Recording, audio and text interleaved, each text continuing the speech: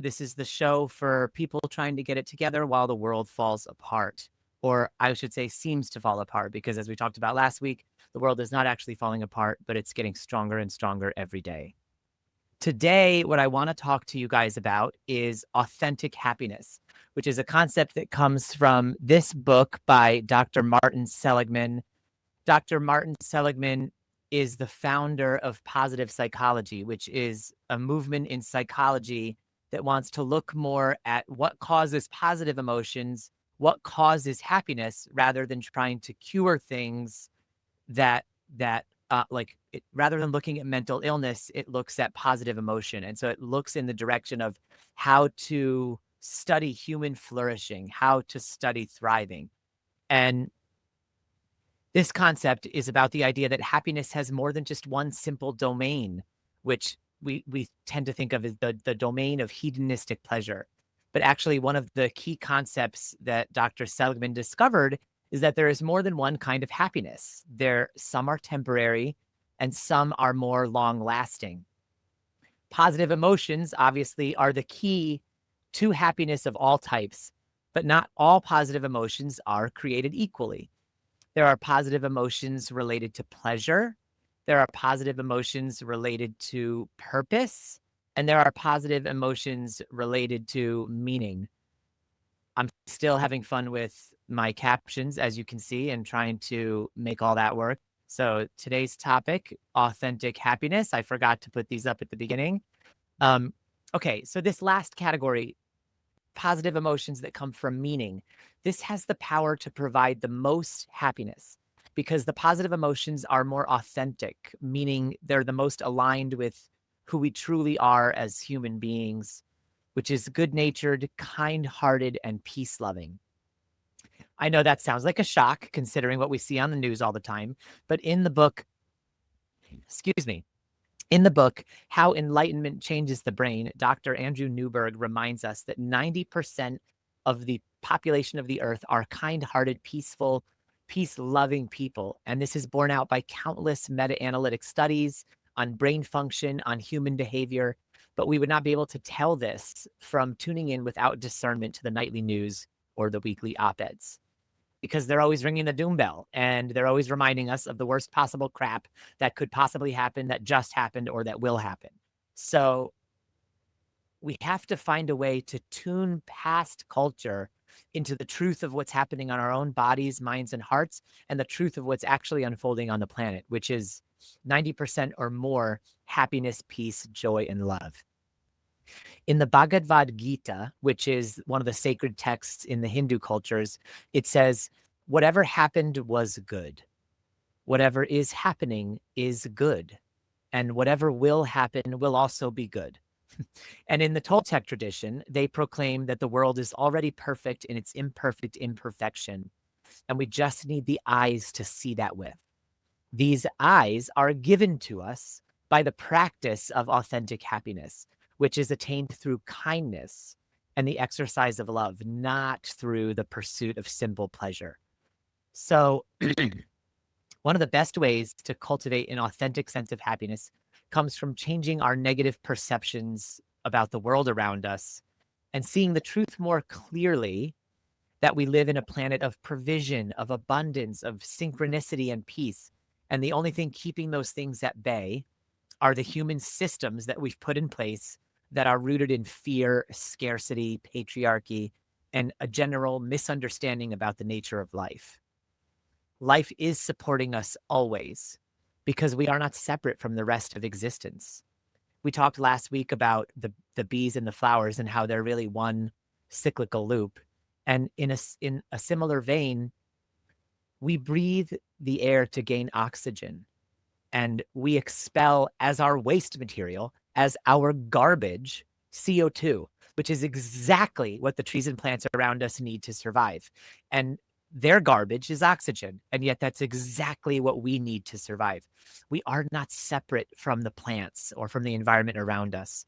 We are their kidneys, and they are our lungs. We live in symbiotic harmony every second with the natural world. What stops us from seeing this as self-evident are the human systems and human cultural beliefs that we've built up that are in the way of this harmony, that obscure its obvious and ongoing reality as the truth. Temporary happiness comes from things that give us positive emotions, but not purpose or meaning, like pleasurable things, good tasting food, masturbation, drugs, TV. These are shortcuts to positive emotions, and they do lead to happiness. But the random controlled trials that study pleasure consistently bear out its temporary nature. It works, but short term and on a shallow level. In an exercise in one of his positive psychology classes, Dr. Seligman did an experiment to test the theory that happiness might come more readily from kindness than it does from simple pleasure-seeking behaviors like having fun.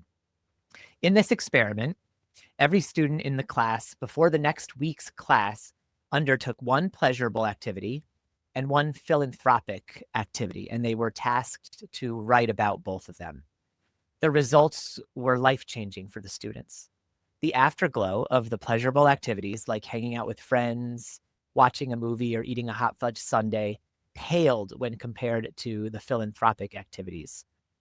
And when the acts of kindness were spontaneous, and when they were based on the doer's natural strengths, and this is a key, the entire day seemed to go better for the would-be philanthropists. One student got a call from her nephew during that week, and he was asking her for help with his arithmetic homework. After an hour of tutoring him, she reported, astonished by her own results, that her entire day went better and that she felt mellower and that she could listen to people better. And she actually got the sense that people liked being around her more. So it not only affected her, but it affected the way she was relating to the people around her. This type of kindness is a form of gratification, which is different than a simple pleasure.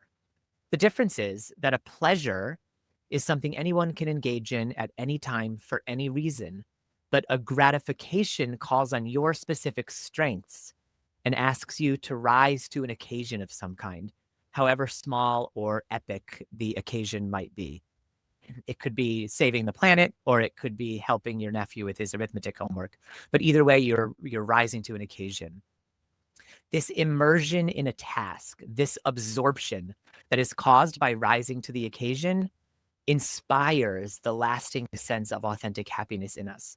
This is not necessarily accompanied by a separate emotion like joy or peace, but this type of lasting happiness is rather marked by a total engagement in the task at hand, resulting in a loss of self-consciousness. This loss of self-consciousness is the trigger that brings about authentic happiness. The science seems to be showing us that when we drop the sense of self, we enter the stream of authentic happiness that is available to all of us all the time. This is echoed by the mystics of many cultures. Swami Dayan Gayton describes the 3 stages of enlightenment, and the third and final stage is described as ocean, wholeness, no self, and pure being. Buddha has been quoted as saying, "To study the way is to study the self. To study the self is to forget the self. But to forget the self is to be enlightened by all things." So kindness is this superpower of positive emotions because it leads to a sense of transcendence that produces the most enlightened and long-lasting kind of happiness that we can experience. Not just according to mystical texts, but according to scientific research and random controlled trials done by Martin Seligman and his cohort at the University of Pennsylvania.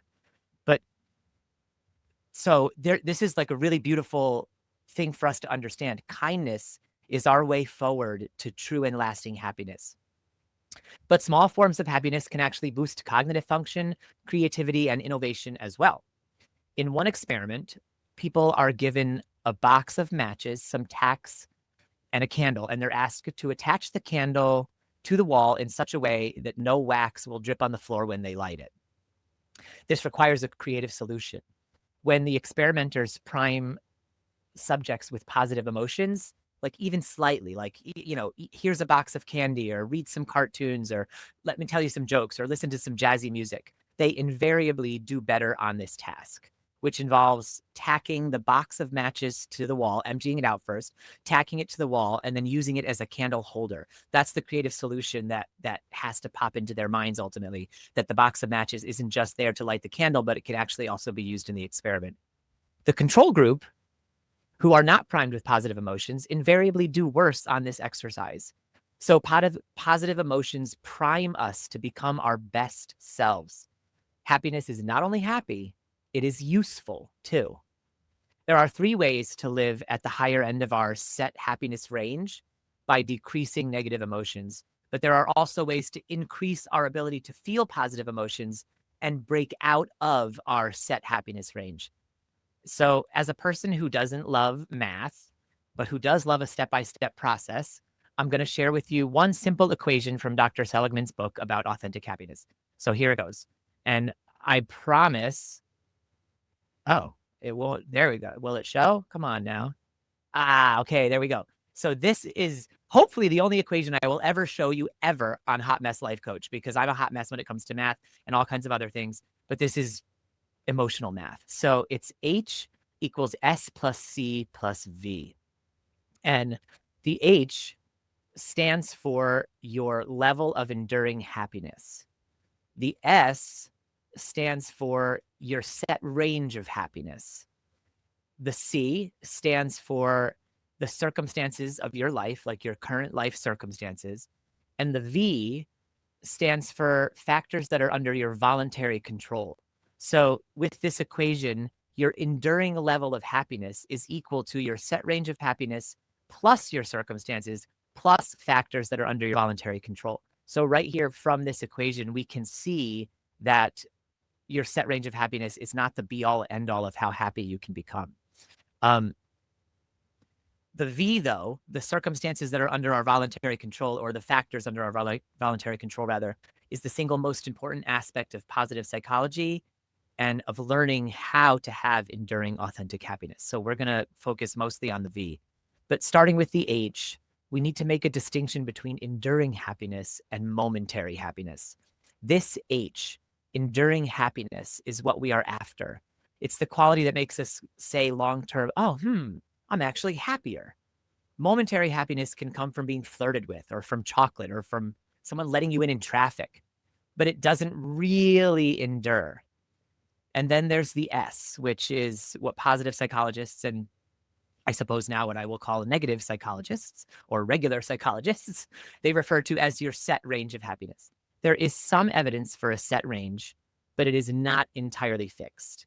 There was a study done of 22 lottery winners compared to a control group, and it showed that happiness gained by their good fortune lasted for only a couple of months before they reverted back down to their general level of happiness, or their normal measure of happiness. However, there was a similar study done on paraplegic patients compared to control groups, and their set range of happiness pulled them back up to their normal range within a few months of their accidents and their paralysis. So many studies have gone on to show that in the vast majority of people, depression is also episodic, meaning we rise back up to a set range of happiness after a few months of processing. This holds true both for victories, bringing us down to a set level, and setbacks and coming back up to a set level. But it's not the whole picture. There's also the C and there's also the V. Pardon all the emotional math. But these final 2 variables, the C for circumstances and the V for factors under your voluntary control, can have a huge sway over your set range of happiness. First of all, circumstances, even hard ones, don't inhibit our ability to experience positive emotions. So there were researchers, and they were investigating the question of whether it was necessary to experience less negative emotion in order to experience more positive emotion. And what the researchers found out was actually a real shock to them, because this was Professor Norman Bradburn from the University of Chicago, and he conducted this research study, and this study has been repeated many times by other researchers as well. So the results are replicable and duplicatable, which is the gold standard in scientific method. And basically, the results are that having more positive emotions only moderately protects you from life's sorrows, and having more negative emotions does not really preclude you at all from having a life filled with joy.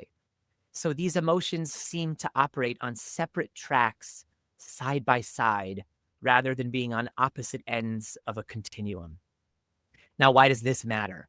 Because no matter what your circumstances are, you can voluntarily access positive emotions. Think of Viktor Frankl or Nelson Mandela, both held captive for years. Viktor Frankl was a survivor of the concentration camps, and Nelson Mandela was held in South African prison for 27 years. And in that time, they were allowing their hearts to soften instead of harden. That was a choice they were making. It was under their voluntary control, despite the circumstances that you would say should cause all kinds of negative emotion. This brings us to the V in the happiness equation, which is the factors that are under our voluntary control. I'm going to play with my captions just for fun. Let's see here. There we go. V, factors under our voluntary control. Okay. So positive emotions, which is what we want to cultivate, can be about the past, the present, or the future. Positive emotions about the future include things like optimism, hope, faith, and trust.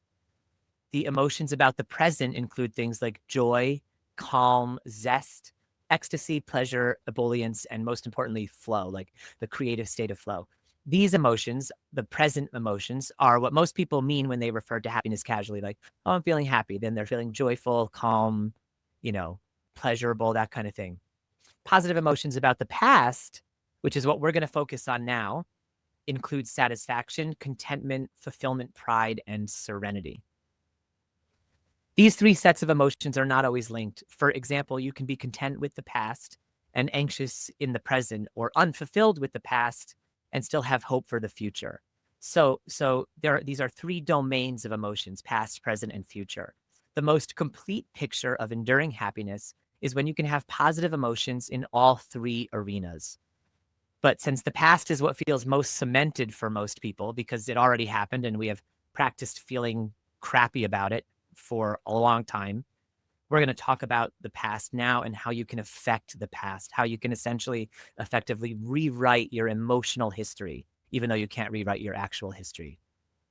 So these three strategies of affecting the past that are under our voluntary control, they take effort, and but they can change because they're internal and they're a matter of perspective and they're a matter of belief. So they are entirely changeable if we put the effort into doing so. Studies in positive psychology over the last 20 years have repeatedly validated these methods as ways to lastingly increase your H, your enduring happiness level. I'm still getting used to that. There it is. I'm still getting used to the caption. So the H, it stands for enduring happiness, not just regular old happiness. So the first way is a mental way. It's a cognitive way. And it's about dropping the ideology of determinism that the past determines the future. It's actually not scientifically supported. Freud was wrong. Darwin was wrong. Our past does not determine our future. According to Dr. Seligman's work, emotions are contained in a membrane, but that membrane is highly permeable. And he calls it the sense of adaptation, that we all have the ability to adapt. So we have this ability to change negative emotions about the past by learning to adapt in the present. We can learn to savor the good moments of our lives, the ones that already happened, and dwell less on the negative ones. This takes a simple willingness to doubt the cultural dogma of Freud and his colleagues that says what happened in your childhood determines the rest of your life. It turns out there's actually very little scientific evidence to support that view. And in fact, the expression of overt hostility in the present has more to do with determining our future than past events. So if we can find a way to cultivate present positive emotions and past positive emotions, that has more of an effect on determining our future than the past circumstances ever could have. So if you cultivate a sense of hope despite your past, you're no longer imprisoned by it. Science says so. Sorry, science says so. So that's the first one. Drop the limiting beliefs about past determinism. You are not imprisoned by what happened to you in the past. The prison is the way you think about the past in the present moment, and that can be shifted. So the second practice, number 2 and 3 are emotional. These are the ones where you can really get in there and take time and slowly change your emotional resonance with the past. Number 2 involves emotionally changing the good memories associated with your past by concentrating on gratitude. This is not groundbreaking. This is not rocket science. This is just a gratitude practice I'm talking about, but it takes real effort. What this looks like is recounting moments in your past where good things happened and savoring those by choice, deliberately savoring those good moments. So you cultivate a sense of satisfaction with those aspects of your past instead of focusing all the time on the areas where things went wrong. The innate negativity bias that we have as a human species makes this challenging to do because the things that went wrong, we remember them more readily, but it is not impossible to do this. So remember the positive emotions that are associated with past. These are satisfaction, fulfillment, contentment, pride, and serenity. So the trick is to start there. You start with those. You just ask yourself, what has happened in my life where I felt that way, where I felt fulfilled, where I felt serene? And then savor that moment.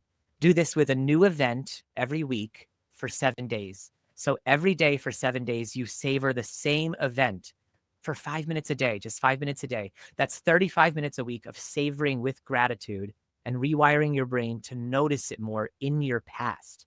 You are, in a sense, rewriting your own history by bringing awareness to truth, to actual truth, to things that happened to you that your negatively biased mind has forgotten all about or glossed over. So, excuse me, that's number 2. Number 3 is to emotionally change the bad memories associated with your past by concentrating on forgiveness. And this is obviously the hardest one. It's very hard for people, and no one likes to be told to forgive. But here's the thing, the science behind this shows that forgiveness is inversely proportional to life satisfaction. So the more grudges you hold, the less satisfied you will be with life. Whether you want to forgive or not is up to you. But if you forgive, it leads to happiness. And just to be clear, forgiveness is also a solo act. It does not involve anyone else. Forgiveness does not mean you are pardoning people. You can forgive a narcissist in your own internal stance and still not want them in your life. You can forgive a deadbeat parent but not want to rekindle the relationship. Forgiveness is for you. It is not for them. It's a way to set yourself free. It is not a way of condoning or approving of other people's behavior. It's a way of allowing yourself to move on. Forgiveness can be systematically reached through a process called the REACH method.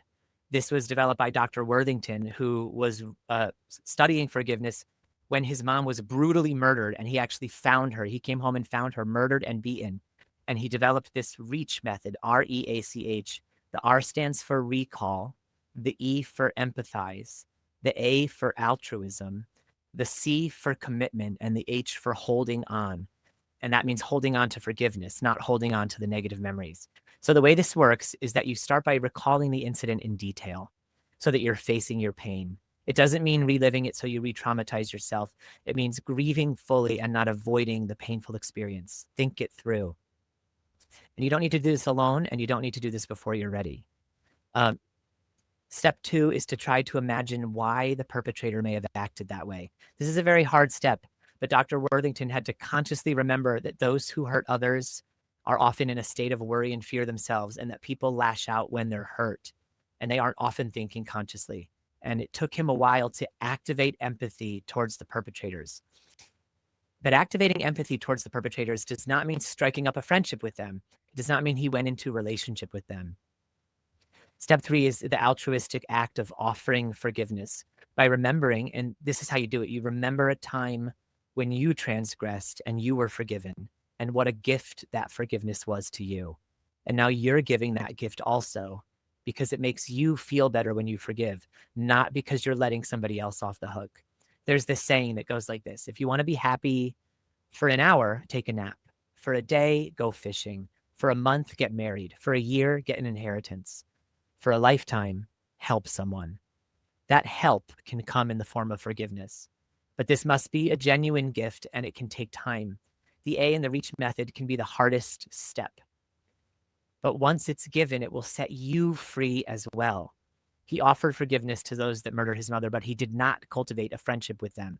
That is the key here. You can take your safe space. You can remain in a safe space and decide in an internal stance that you are going to forgive. The C is for commit to forgiveness. And the way you do this is by writing a letter to yourself or to them, or creating a certificate of forgiveness that outlines your reasons why you've decided to forgive, the reasons why forgiveness is setting you free. And then H, the final step, is to hold on to forgiveness. This step can be hard because memories will come up that will anger us all over again. Here's the thing, it's okay to feel these emotions. Forgiveness does not mean erasure. It means you're changing the tagline of the memory from "that should never have happened to me" to something else like "I'm stronger now because of this," or whatever resonates for you. So feel the emotions, feel them fully, grieve them all over again, and then read your documents from step C and keep holding on to forgiveness. You don't need to do it alone or before you're ready.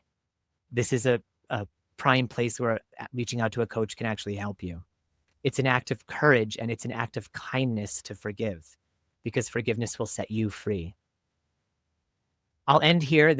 I went on a little longer than I intended to, so I'm going to save a couple other stories for next week's episode, but I'll end with a quote that a fellow master coach of mine shared with me recently, which is from Susan David, PhD. And the quote says, "Happiness is not the goal.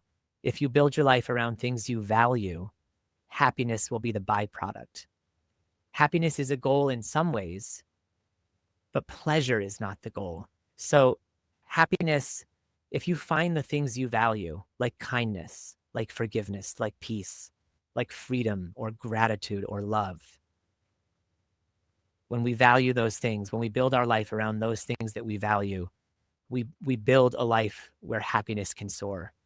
So we value freedom from pain. We value helping others. I'm going to leave you with this question instead of going to questions today.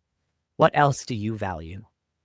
What do you value? Take some time to think about that. Build your life around the things that you value and watch your happiness level soar.